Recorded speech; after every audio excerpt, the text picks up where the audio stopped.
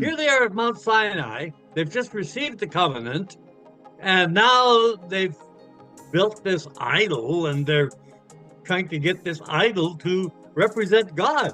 And God said, "No, you saw my holiness on the Yeah, mountain. You right. saw the smoke and the fire and everything else. You didn't see any form or anything because you can't see me. And now you're going to build an altar that's going to represent me?" Yeah. And of course, Moses is angry. The tablets are broken. And Moses says, "How am I ever going to get these people to the promised land if I can't even get them away from the mountain?"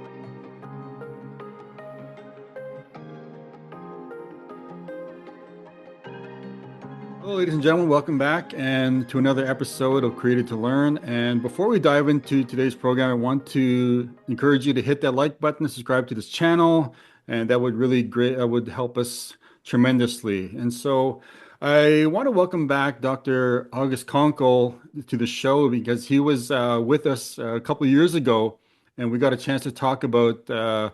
I believe it was the idea of hermeneutics and just Bible interpretation.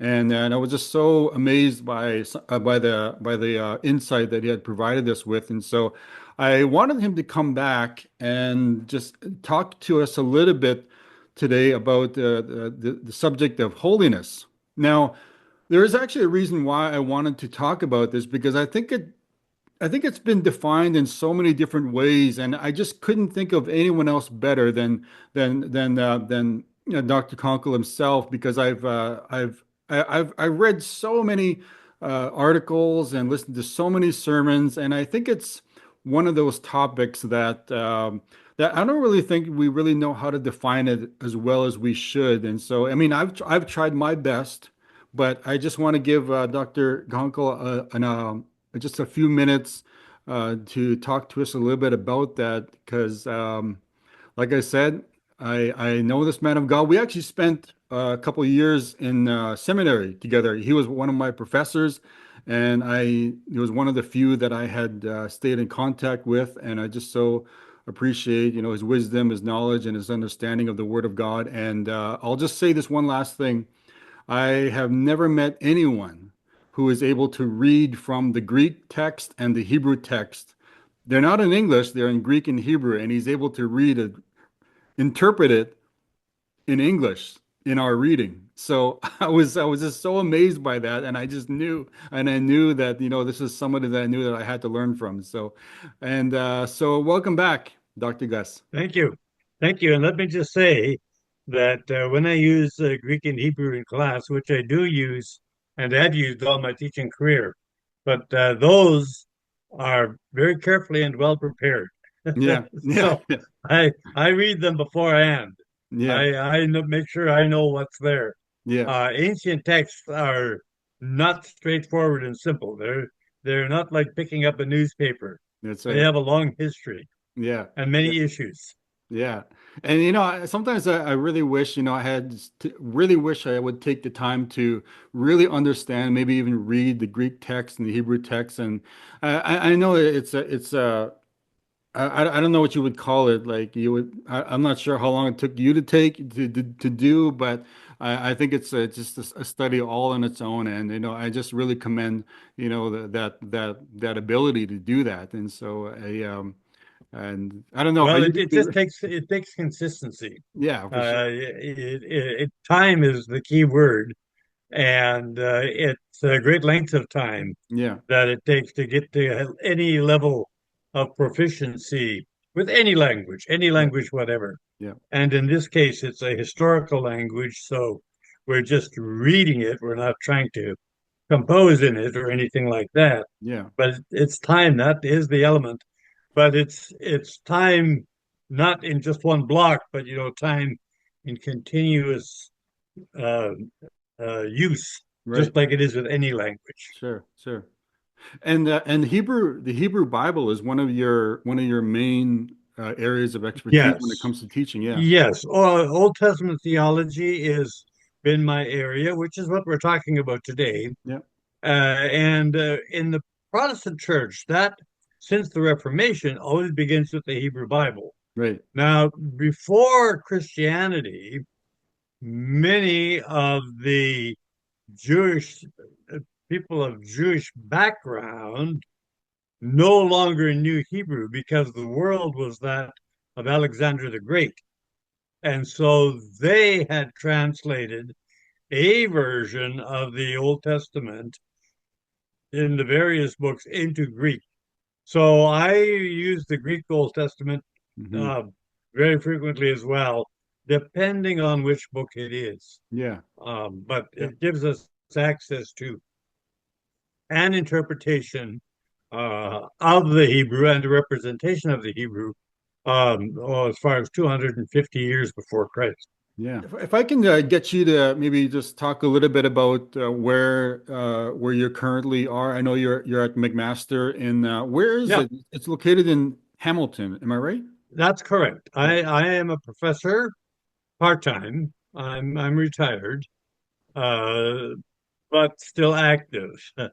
And I'm a professor at McMaster Divinity College, which is actually the founding school of McMaster University, which is one of the more prominent universities in Canada.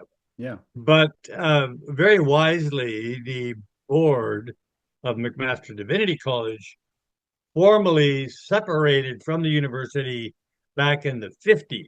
Mm. So we now operate as an independent school from the university. Up Okay. until recently, we still taught courses for the university, and our students actually got university degrees in the Master of Divinity and the Master of Theology. The university granted those degrees because we taught those degrees theoretically for the university. Yep. But the university decided to discontinue that policy. So now we uh, uh, are totally independent in Hmm. our academic offerings. But we're on the university campus. You meet university students there all the time. And Yep. in fact, occasionally we have prayer meetings and such, and Yep. we'll meet university students that hear about them and come over to pray with us. There are Yeah. Christian university students, and they come over to pray occasionally to our chapel and so forth.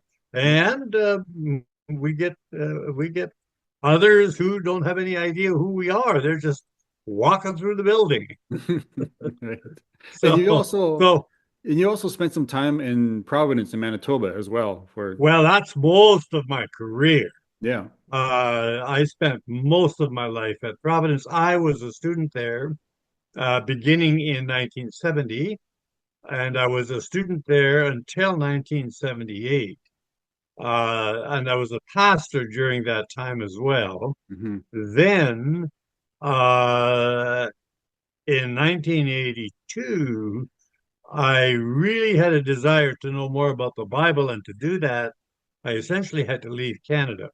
So I went to a school in Philadelphia, Alec, called Westminster Theological Seminary, Okay. where I pursued my doctorate degree, and then was invited by the president to come back to Providence and teach. So Hmm. I was professor of Old Testament from 1984 to 2021. But I was appointed president in 2001. Sorry, not 2021, till 2012. But I was appointed president in 2001. So then I just taught courses part-time, and I was president of Providence from 2001 to Hmm. 2012. It's interesting you say 2001 because I um I had gone to Bible college here in Saskatoon at Central Pentecostal College, and Sure, I know yeah, that school. I've been there. Yeah, yeah, and it was from 1999 to 2002 that I was here for those 3 years, and during my fourth year, I it was in the following year after graduation, I was hoping to attend Providence College shortly after the year after I graduated from here. So there might have been a pretty good chance, but I decided not to pursue it. I did visit the campus, but Mhm. I just decided, I thought maybe, 3 years is good enough. And so I decided not to attend the fourth year at Providence. So there probably would have been a good chance you and I would have met during that time. Yep, So yeah, yep. We probably did. We yeah, probably did. yeah. So, anyways, Doctor, if you can, I really wanted to get into this topic of holiness because, like I said at the beginning of the program, that I just don't really think that we really know how to define this properly. Because, in my own personal experience, I've talked to so many people, and when it comes to the idea of holiness, it's more or less one of those things that, yes, we understand, God is holy, so therefore we ought to be holy just as he is holy, right? And so these are just some of some of the basic understandings of what it means to be holy. But I think we kind of got it, I wouldn't say backwards, but I hear so many people that say stuff like, I don't drink, I don't cuss, I don't sleep around, I don't go to movie theaters, and so therefore that makes me holy, right? So we define it by the things that we don't do. And so I know for a fact that it runs so much deeper than that. So I don't know, you have the floor, doctor, so take it away. Okay. Well, that's a very, very good point at which to start with this topic, because we do use the word holiness in reference to conduct. Hmm. And then we do often define conduct in terms of the things we don't do. And so therefore, that makes us righteous or it makes us holy. Now, those aren't inappropriate uses of the word, but Yep, yep. that doesn't help us to understand other uses of the word, such as when God says, I am holy. Hmm. Uh, Now, what it means for God to be holy and what it means for us to be holy are not quite the same thing. We can be called holy only in relationship to God. Wow. And God is holy because that is how we understand him as a person. How do we understand God? That really is the starting point of holiness. Hmm. So let me start with Isaiah chapter 40. In Isaiah chapter 40, what we have, Alec, is the incomparable God. Yep. And in those verses, the prophet twice asks the question, to whom will you compare me? To what will you liken me? The answer, of course, is that there is nothing within the created world that we know that we can compare to God. Because according to the Genesis record and the concept of holiness, it is God who created space. It is God who created time Yep. and created everything in space and time, what the Bible calls the common. That's the world that we live in because it's common to us. We can see it, explore it, and and understand some of it. Uh, but of course, God made all of that, so He is in no sense a part of that. He made it. So how can we use that to understand God? Can't. So holy begins with understanding that the basic concept of the word is that the person of God is separate from all of the things that we can see and observe, the world of the common. Hmm. Now, most of us have kind of that basic idea, but we don't quite understand holiness along those lines. Hmm. Psalm 99 is a very good expression of this declaration that God is holy. And Psalm 99 says, God is in his throne room, which is holy. So now we get to a way in which the Israelites could portray a God who is separate from all of creation. The way they did it was through the temple. Mm-hmm. And this is why the temple becomes so very important, Alec, in Hebrew confession.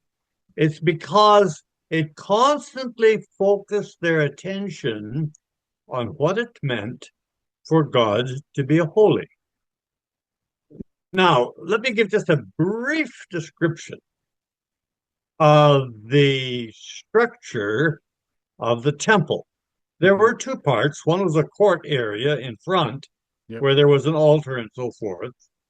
But the other was actually a structure uh, that was in kind of a tent form that you could take down Mm-hmm.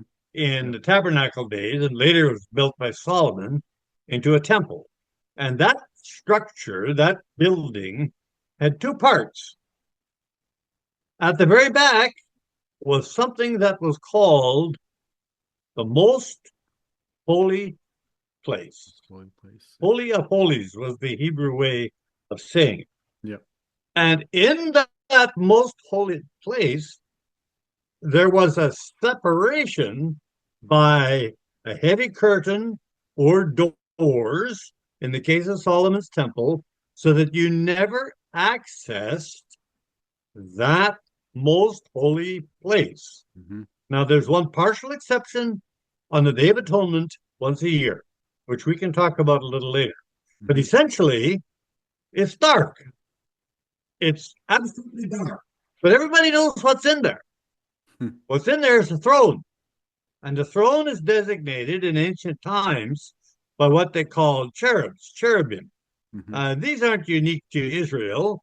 We find them in Canaan and we find them in Mesopotamia, but they're creatures that are composite, a lion and an ox and an eagle and a human, and they sort of represent, all domains, the human domain, the domestic domain, the domain of wild animals, and the domain of the sky.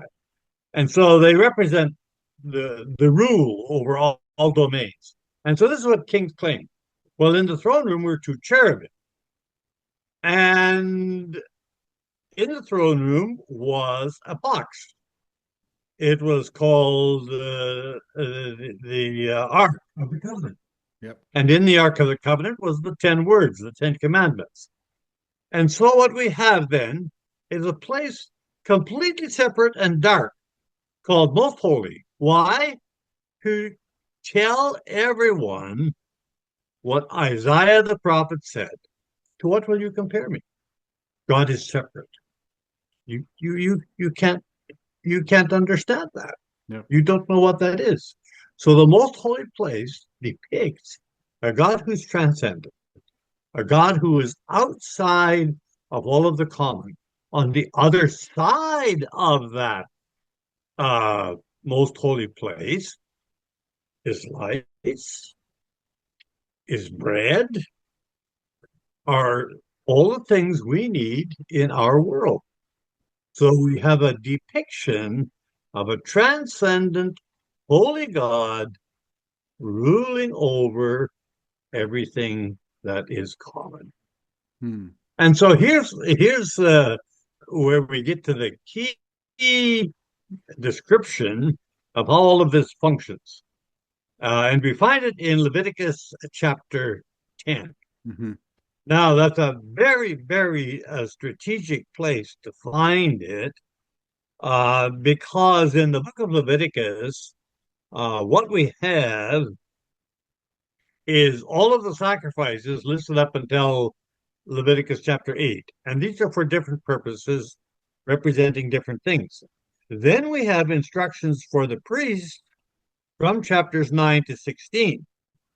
And in chapter 10, we especially get to the function of the priests. Interestingly enough, chapter 10 begins with violating holiness. Hmm. Holiness is something that must be protected if it is to be representative of God. And so Adam and the Abihu didn't follow God's instructions for how you depict holiness. Hmm. And you don't violate that. And the result was they died. So right after that incident, we have the key instruction for what priests do. And that's found in Leviticus chapter 10, and especially in verse 10. What do priests do? They distinguish between the holy and the common, and between the clean and the unclean, and they teach the Israelites all these regulations. In other Hmm. words, if Israel is to understand a holy God, it starts with the temple.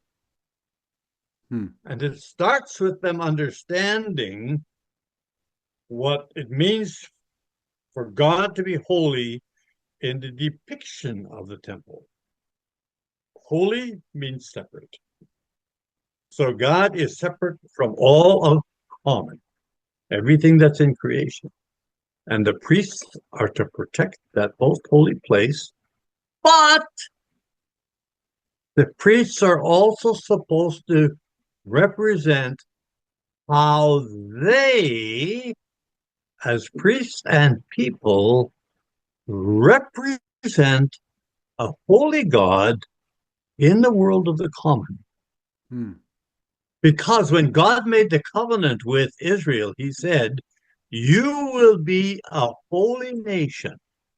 All the earth is mine, but you will be a holy nation." What did that mean? That meant as long as you keep the covenant and are in relationship with me, you represent my holiness in the world. Hmm. So holiness in the absolute sense belongs only to God, but we can represent God's holiness.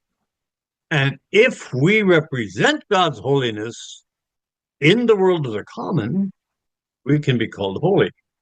Now, in the tabernacle or temple system, there were levels. One was the priests because they functioned as the direct mediation of teaching the covenant to the people and Right. helping the people obey it. Yeah. But the other was the people themselves who are to represent this holy God to all the other nations, Hmm. which is what we as Christians are supposed to do. That's right. We're Yep. supposed to represent this holy God who is not part of the common to all other nations. Now, if I may just take a moment here, Alec, with one last word. In our secular age, there's nothing so critical as understanding this idea of holiness because our secular age has said there is no reality outside the common. Hmm. The only thing we can know is what we see and what we can observe and what we can reason. And there's no other kind of knowledge at all. There's no such a thing as holy. Can I conclude with one uh, uh, experience? I was teaching a class on Pentateuch, and I introduced this idea of God being holy and separate from the common. You know, you can't compare me to anything in the common. There was a student. I didn't know the class. I was a guest lecturer. And there was a student who stayed back afterwards. It was clear he had a question.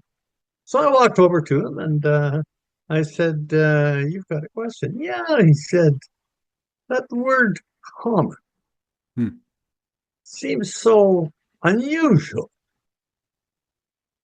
I said, "Oh, well, uh, what did you want to know?" "Well," he said, "I don't quite understand what you're referring to." "Well," I said, "common refers to the things that you can see, the things that you can observe through your senses by whatever way that they are, because that's your world. And so we just call it the common." And his response, Alec, he said, "Oh, I see. Common is that which is real, and holy is that which is not real. Now, that coming from a Christian, Yeah. because he couldn't think outside the categories of secularism. Secularism has so brainwashed us to think that the only reality there can be is what we see and observe, and there is no other reality. And we have adopted that idea without ever thinking about it being a total, complete, flat contradiction to our faith. Our faith starts with the holy Yeah. and the Holy One. So Yeah. I had to say, no, sir, you're absolutely wrong. We're not talking about that which is not real. We're talking about the one thing that is actually real, Yeah. the Holy One, from whom which all the common derives. Yeah. So that's our starting point for thinking about God being holy. He's not part of the common. And we see that when we start to see the role and the function of the priests in relation to the temple. Right, exactly. And that really runs so deep, and I know we really got to spend some time really understanding the function of the priesthood and the function of the Yeah, temple yeah, and right from anything, right from the sacrificial systems and these yeah, rituals. And yeah. Oh, yes, yes. Because it's that's only when we begin to understand how Israel, in every day of its waking life, they were reminded God is holy. that's right. Now, let's take clean and unclean for an example. Yep. Well, what does clean and unclean refer to? Well, the most ordinary things like going to the washroom, what we call going to the washroom. So essentially, unclean represents that which is destined for death. Clean represents that which can belong to life for the holy. And so, in every aspect of their life, every day they were doing these things, they're recognizing, oh, this is unclean. It belongs to the realm of death. Hmm. I want to have the possibility of the covenant relationship and belonging to life. And so, therefore, I make sure I stay away from I that I properly follow the teaching of the priests, the regulations concerning the unclean, and am the person who is clean, so that I can represent the holy. Hmm. And in an Israelite life, that's that God is just present everywhere. In our secular world, we have God never figures in our daily life because our secular world has decided there is no reality such as the holy. Yeah. That reality doesn't even exist. So in our secular world, we can go all about our lives and never once think about God or holiness. Yeah. Israelites couldn't do that.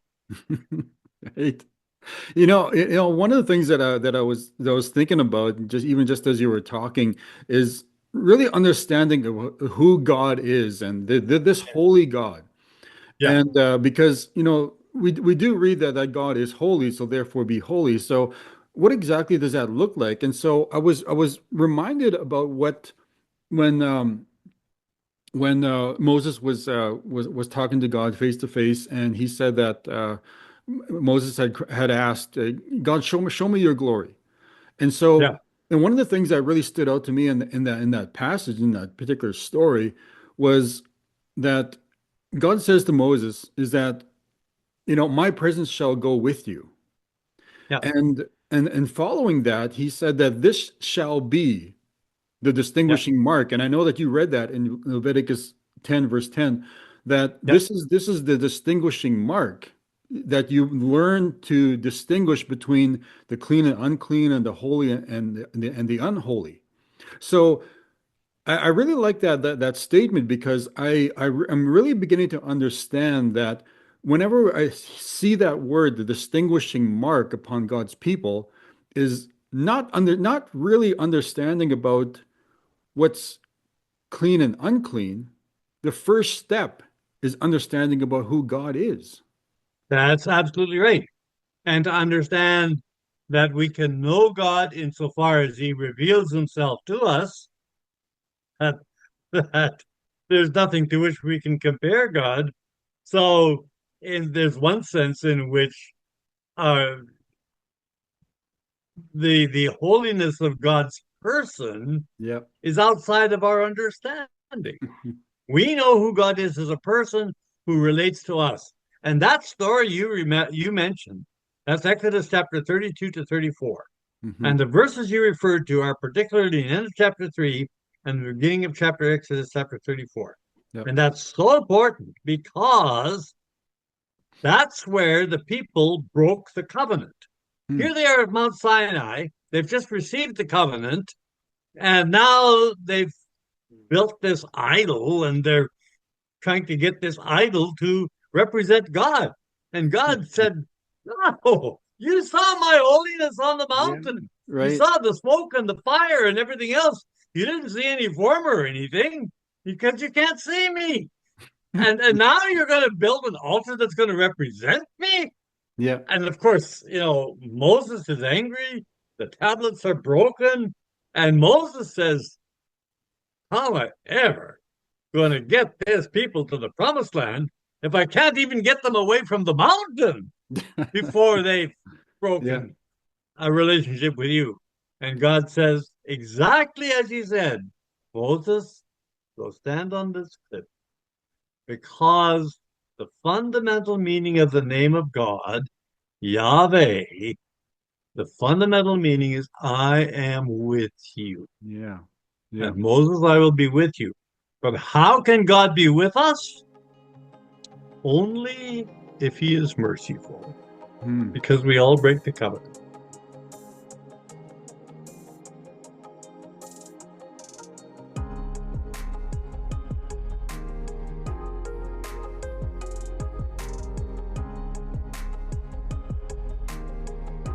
And so God says to Moses, I will be merciful, long suffering, and forgiving. So remember, I am present, and remember, I am merciful. So we don't understand God in terms of his power and his majesty. We can see little bits of it, like the smoking mountain at Mount Sinai. Hmm. We can see little bits of, God's power and creativity. We see it in the marvels of the common world around us. Yep. But I mean, we don't really know. We don't really know what it means for God to be all knowing and present everywhere. Those aren't concepts we can actually grasp. Yep. But we can know this: God is with us, Hmm. and God is merciful. So, two things about holiness that we need to remember. One, holiness, the Holy One will be with us, and we can be in relationship with Him, and therefore we can be called holy. Hmm. But we can be called holy only if the Holy One is merciful, because we are incapable of maintaining that relationship in a way that meets the standard of the holiness of God. So just like at Mount Sinai, we need mercy, just like those people needed mercy. So when you think about holiness, that's the Yeah. place to start. Yeah. We don't really know what this majestic person is, but we know this: he's with us and he's merciful. And if we accept that mercy, we're in relationship with him and we can be called holy. So it doesn't start with us being good or bad. It starts with saying, Lord, be merciful to me, a sinner. I see it. Yeah. That's where being holy starts. Lord, be merciful to me, a sinner. Hmm. And if we pray that prayer, then we're on a path toward holiness.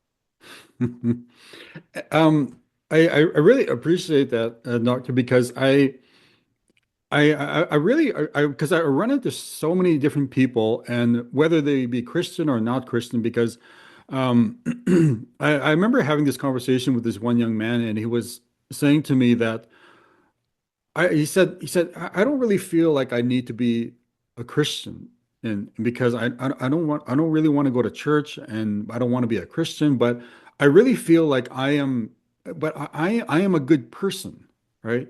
I don't drink, I don't smoke, I don't do drugs, I don't cuss, I don't but so I don't really feel like I need to. So I think based upon what you're saying is that I think people kind of have this idea that holiness basically has to do primarily with conduct.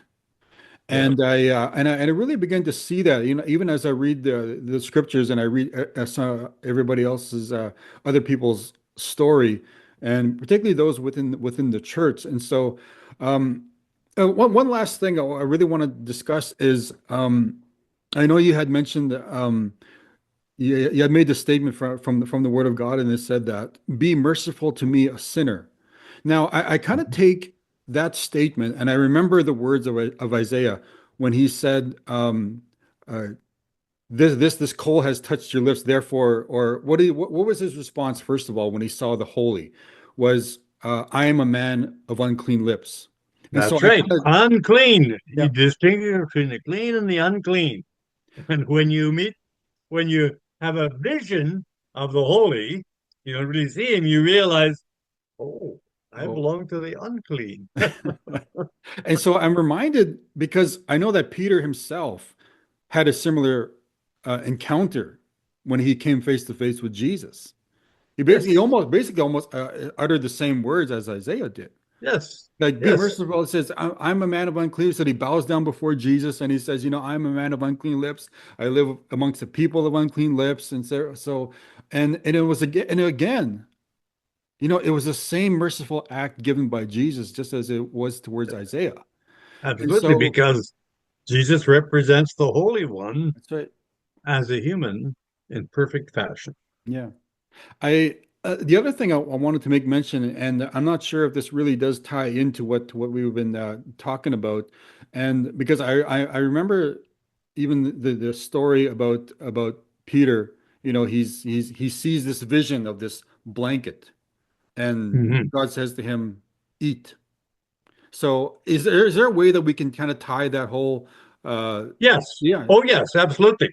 Yes, absolutely. Uh, the temple, shortly after the life of Jesus, was destroyed. So we don't have that way of representing God. yeah, We can read about it, and we should. hmm And if we read Leviticus and read Exodus and Leviticus, we get a fundamental understanding of what they meant by holy. So, yeah, holy stands before creation. The holy is there when there is no creation. So, we need to do that. But Jesus said, destroy this temple, temple, yeah, and I will raise it up in 3 ways, in 3 days. In other words, God goes beyond just giving us a temple. God comes in human person and represents himself to us in human person. So the holy actually walks among us. That's just one of those Christian concepts that isn't exactly rational, though it's not irrational. hmm It's just not something you can arrive at by reason or explain by reason. But God can come and be among us as a human. So Jesus now represents the presence of God. yeah, And when we come to Jesus and make confession of his sacrifice, all the ritual of the temple is really not relevant anymore. mm. We have this temple that was raised in 3 days. And Jesus says, I will be with you because I'm sending you the Holy Spirit who's going to be with you at all times. hmm So the presence is still there. So that's the reason why Peter has the vision about the clean and the unclean. Jesus said the same thing. It's not what you eat that really makes you unclean. yeah. is what comes out of your mouth. That shows that you don't understand holiness. Yes, I. But uh, that's not what that's not what makes you holy.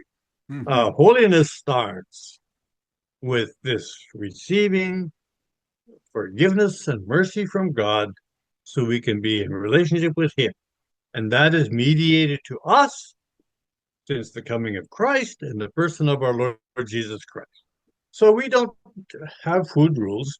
Those are relevant if you have a temple, Hmm. but we don't have a physical temple anymore. We have Jesus. And so those food rules are, uh, are of no significance. Yeah. Yep. Alex, between us and all of our listeners here, the great Jewish problem with the destruction of the temple was how can I be a Jew without a temple? Hmm. Because the temple is at the very heart of being a Jew. So they developed, all the writings of the Talmud, in which they developed all the customs and traditions by which you could be a Jew without a temple, but they're all sort of without without a focus point because there's no temple. Yep. For us Christians, it's a whole different matter because we say, no, no, Jesus came to us as the temple of God, Yes. and Yep. therefore he represents the presence of God, and he represents the mercy that we can receive. So your point about Peter there is absolutely relevant. The reason Peter had the vision was to say, you've got something better than the temple. Hmm. You've got Jesus. That's right. And if you've got Jesus, you don't need to worry about the regulations of the temple. Yeah. And that was actually going to be my next question, and I think you might have highlighted it already. Was we have the presence of the Holy Spirit here. After Pentecost, after Jesus had left, is so. What would I guess I mean you can highlight on this maybe a little further because how does one walk in holiness in respect to today's culture? Because Yes, I know for a that's fact a that big question. because I know That's a big question. when we look at what we made reference to a lot of the Jewish regulations and even the Yeah, temple regulations and yeah, especially me for myself personally. yeah, I love bacon. So yeah, when I yeah, hear somebody say thou shalt not eat bacon, and so but how does that look like, especially in today's yeah, because when we look at all of these different because I know for a fact that there's so many people, maybe even those that are listening, we kind of see the word of God as something that is a list of do's and don'ts. And so yeah. And um that's incorrect. yeah. It's a theology. It's not a list of do's and don'ts. Hmm. So what would We have a tendency uh, to reduce life to a list of do's and don'ts. Mhm. Our legal system tells us to do that. You Yep. can drive a car as long as you do this and don't do this. You know, you can you can be a citizen in good standing as long as you do this and don't do this. So we live in a world of do's and don'ts, and we think that somehow or another that has to do with spirituality. Yeah. No, that has to do with government control, and government making people be who they want people to be. Hmm. But that's not the way spirituality works. Spirituality starts with what does it mean to truly be a human person who can represent the holy. Hmm. That's where it starts. Yep. And that's what Jesus is the example of. Here's the example of what it truly means. And Jesus broke all sorts of rules. Goodness, he walked through the grain fields and rubbed out the grain and ate it on the Sabbath day. He healed a man on the Sabbath day. And Yeah. and he asked him the question, well, is the Sabbath day about death or is the Sabbath day about life? You've kind of got your rules twisted around over here. Your Hmm. rules are doing the opposite of what they're supposed to represent. And they did. They turned life into do's and don'ts and twisted it around so it was the very opposite of what it was supposed to be. No, it's not about do's and don'ts. No, it's about asking yourself the question, What does God want a human to be who can represent him as the Holy One? Hmm. That's where it starts. And, essentially, God gave 10 values. We call them the 10 commandments, and they aren't rules. They are instructions to think about, all right, what does it mean for God to give us life? And how do we protect life? And Hmm. how do we do everything we can to protect life? These are some of the basic questions we have to ask, because that's how we represent the holy. We represent the holy only in being the kind of human being that Jesus was. And so God said to the Israelites, "Be holy, for I am holy." Peter quotes that, and Yeah. essentially he's saying, "Be imitators of Christ. Be Yep. who Christ was." That's it. So if you want to be holy, that's an appropriate goal. It's not going to be do's and don'ts.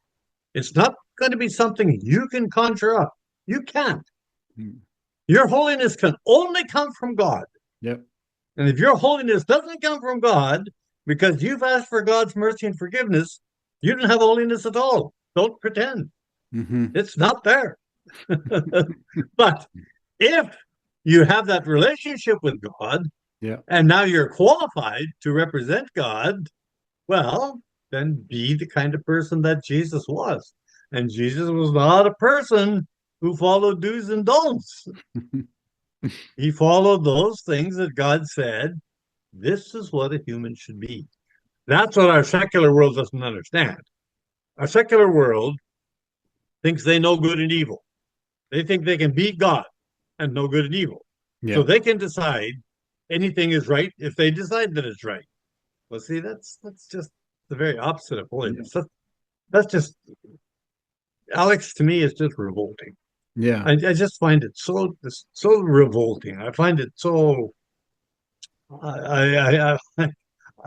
I find it so hard to constantly live with the attitude that, well, if I say that it's right, then it's right. Yep. I find that so hard dealing with those people. But Mm. I can't argue with them because they think that they decide holiness. They think they decide what's good. And if they can decide what is good, Yep. uh, well, And then and that they goes they back for it. And that actually started from right from the get-go. That was started right from the get-go. The sinister devil, the temple said, the tempter devil said, you don't have to get holiness from God. yeah, Why don't you just be God? might just be like yeah. Yeah, why don't you just be God and know good and evil? You, and, Yeah. and of course, the result was there's no life because we don't give ourselves Yeah. life. It But wasn't necessarily be God or be like God. Is it also along with that is be able to decide what is right and what is wrong, it, what is holy and what is unholy. absolutely, absolutely. And only a God can decide that. Hmm. And so So we you see really that have to be like a play God out. to be able Yeah. to decide that. And we're seeing that play out. I mean, I'm on social media. I'm on places like YouTube, and I'm just so amazed. And I totally agree with you, Doctor, is that, I get so, I get so sad and I get so, I don't know, it's like a holy anger or something that people, But yeah, so many that's people, all right.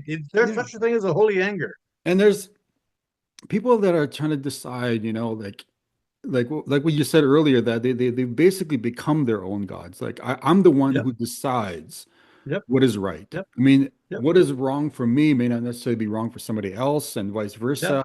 What's right for yep, me is not yep, necessarily right for somebody else. And so yep. it's this whole, I don't know, maybe it traces its roots all the way back, as far as the Enlightenment age, right? Where we Well, that is really what has is at the source of the yeah, world we know. And that brings us back to the question you were talking about in terms of epistemology. The Enlightenment and Immanuel Kant, who really said, we don't need some word from God.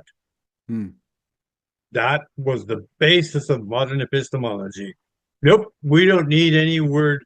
In fact, there isn't any such thing as a word that comes from God. Hmm.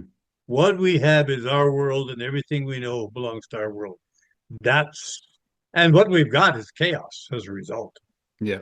Chaos and Sure. conflict and war and fighting, We thought, I'm old enough, Alex, that I still remember something of the ideals of the modernist age, which was essentially we believe in the self perfectibility of humanity.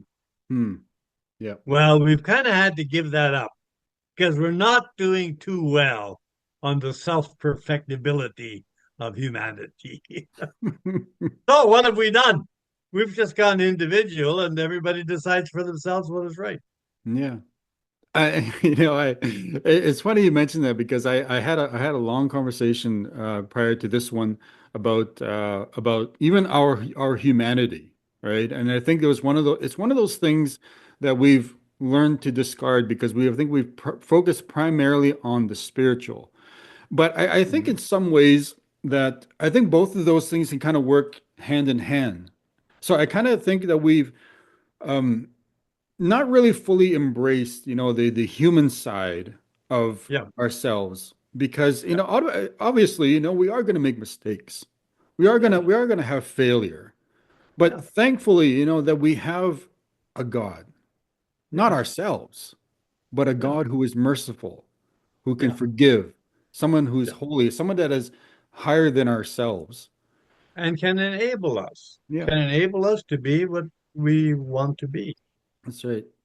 That's right. And I really wish we could just continue on with this conversation because I just really find, especially looking at this in this day and age, is that when you think about the term holy and I know that we can define it in different ways when it comes to the secular world, is being able to do what's right. And and I think that's one of the things that we really need to ask ourselves, even especially as humans. And I know that maybe some non-Christian is going to be able to stumble upon this, but I think really it's all about just do what's right, Yeah, do what's right, yeah, but at the same time, I know that not what's right in your own eyes, because I think that's that's right. where the children of Israel got themselves in trouble That's right. for years Yeah, doing what was right in their own eyes, but exactly. not recognizing Exactly. fully that there was a God, there is a God, Yeah, yeah. that judge and lawgiver that we can follow And and be implemented. holiness means that God is absolute. He Hmm. is behind all of the created order of the common, Yeah. so that what it means for us to do what's right fundamentally can never change. Right. Is to represent this Holy One in the world of Yeah. the common. Yeah. And so we have to understand what that meant right from the beginning, that can't change any more than God can change. Hmm. So be holy for I am holy is very applicable. And Peter quotes it Yep. in First Peter chapter 2, verse 2. Yep. To say, be Christian, which means you're going to be like Christ. That's right. He's the temple. He's the one now who represents holiness and God to us. Hmm. That's right. Yeah, Well, thank you, Dr. Konkel. I really appreciate this conversation, but unfortunately, we do have to cut it short, and I'm not even sure. sure how long we've been talking, but this might have to be I like a guess two. I guess you'll find out when you start to get it ready Yeah, for production. yeah, and that's fine. I mean, I know that conversations like this, are essential for not only for our viewers, but even for between us as well. I like having Yeah, these kinds of sure. conversations with different Of people course, and we just all hearing. learn. We Yeah, learn together. for sure. We learn together. Absolutely. In that sense, in that sense, as Christians, we are the priests who teach what holiness is, Yeah. as our verse in Leviticus says. Yeah. Yeah. Yeah. Well, ladies and gentlemen, Okay. yeah. Thank you, Alex. I just want to thank you for joining us today, and be sure to check back for more episodes. And like I said at the beginning, hit that like button, subscribe to this channel, and help the channel grow. And we'll be seeing you again. So Dr. Konkel, thank you for joining me today. And my joy. Have a good day. Thank you. Bye. Thank you.